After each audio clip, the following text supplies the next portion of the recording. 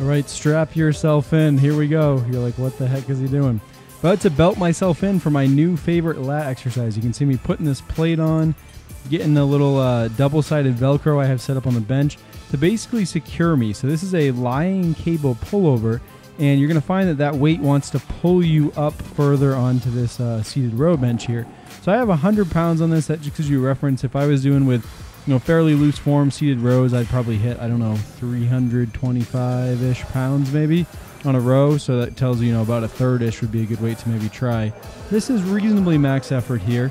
Now, you'll see the position I take as far as my grip width makes a difference. If I go with a narrow grip, that's going to cause that bar to touch down much sooner and therefore prevent me from getting a full, decent range of motion before the weight stack wants to touch down.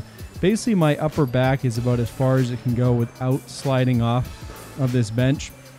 And again, obviously, I'm pulling through. Now, what this is like, what this inspired me is, think of a standing straight arm pullover.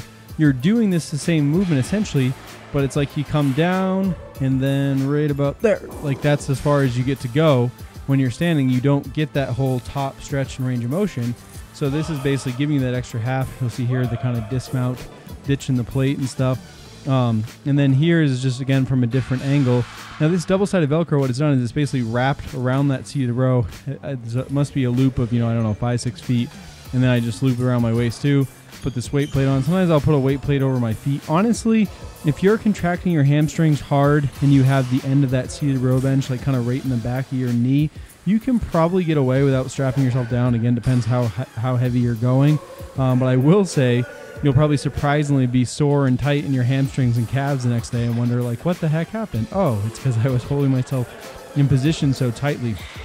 So many of you have seen Alberto Nunez, previous guest on my podcast, his seal row. Alberto, I'm not starting to say my exercise is cool or anything like that. That's not what I'm saying. But just in terms of another exercise that I think is kind of underutilized, not a lot of people are doing, this has just been a great one. And honestly, everyone that I've had try it thus far is just totally blown away. Oh my gosh, this is amazing. I love this exercise. So definitely one that I really enjoy. In just a moment here, it'll actually show you, again, just a closer view of this little double-sided Velcro setup that I have on the bench. Here we go, switching over that right now. So again, you'll see it's already wrapped down and around the bench, and then it goes and obviously wraps around your waist, kind of makes like a little belt. You can have a buddy help strap you into if you need to. But quickly, as I show a little more footage of this again, why would we want to train lats with our arms straight? Well, first off, I just think greater variety of movements, right? Hitting things from a variety of angles. All of our muscles usually have a couple different functions. Why not let them function those various ways? But I do know some people that, I'm kind of the opposite, where I tend to be reasonably gifted in the arm department. There's some people that, were working really hard to develop their arms. If you're doing a lot of direct arm work and you have a high frequency program, it's you might actually prefer to do some more straight arm lat work to kind of still get that work in and have your arms be a little more fresh, your biceps and stuff be a little bit more fresh for their direct work. So that's just something you might think about there. In general, though, I've been hitting this anywhere between 8 and 20 reps. I think to go any heavier would result in just all kinds of fighting myself sliding. You'll notice also with that weight plate that I put on my thighs, I try to put it to where when I finish the range of motion, I don't hit it, because I'm ultimately thinking if you were to go pretty heavy on this, you might want to stack 2 or 3 weight plates, and then at that point, you'd actually be not able to get a full range of motion at the bottom of it, because you'd be running into the weight plates that are kind of near your waist there. So in any event, lying pullover, I guess you'd call it. It's funny, this is essentially almost kind of like a dumbbell pullover, but I feel this way better.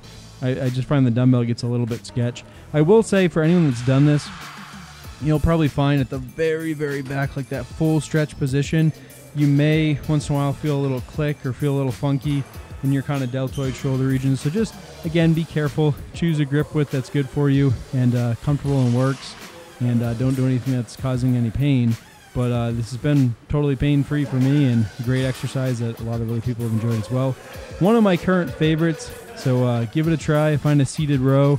Again, depending on your arm length, probably going to have to adjust a little bit. Might not look exactly like me in the video in terms of reaching things, or you may even be able to actually set up a bench oriented to an adjustable cable pulley that slides up and down.